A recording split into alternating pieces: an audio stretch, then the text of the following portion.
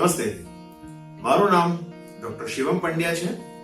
હું શેલ્બી હોસ્પિટલ સાથે જોડાયેલો કન્સલ્ટિંગ કેન્સર સર્જન છું.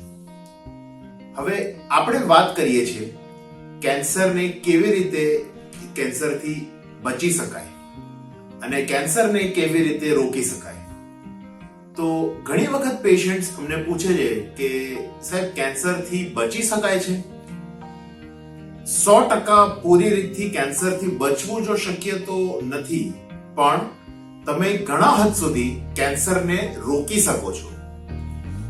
એ કેવી રીતે શક્ય છે એના વિશે આપણે આજે વાત કરીશું. સૌથી પહેલું જરૂરી છે એક સારો આહાર. તમારી આહારમાં તાજા ફ્રૂટ, શાકભાજી લેવા જરૂરી છે. રેગ્યુલર કસરત કરવી જરૂરી છે. એ સિવાય તમારે જે આપણું જે વ્યસન હોય, બીડી, સિગરેટ, ગુટકા કે પછી દારૂ, એનું બંધ કરવું જરૂરી છે. કેમ કે આ વ્યસનના લીધે ઘણા ખરા કેન્સર થતા હોય છે. હવે આપણે વાત કરી કે કેન્સરને રોકી કેવી રીતે શકાય તેની. હવે આપણે વાત કરીએ કે કેન્સરનો ઈલાજ જલ્દી કેવી રીતે કરી શકાય.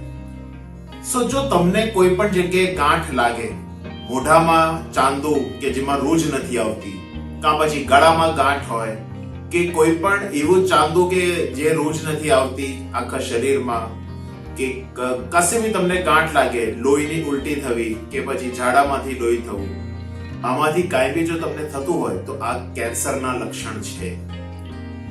આવા લક્ષણ આવવાની સાથે તમારે નજીકના કેન્સરના ડોક્ટરને, જે 3 પ્રકારના હોય છે, કેન્સરના સર્જન હોય છે, જેમ હું છું ઓન્કોસર્જન, બીજું કે કીમોથેરાપી આપવાવાળા મેડિકલ ઓન્કોલોજિસ્ટ હોય છે, અને શેક આપવાવાળા રેડિયેશન ઓન્કોલોજિસ્ટ હોય છે.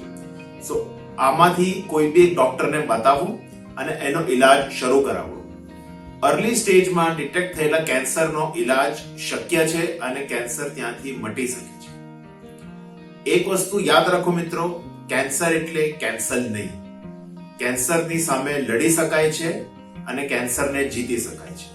ધન્યવાદ.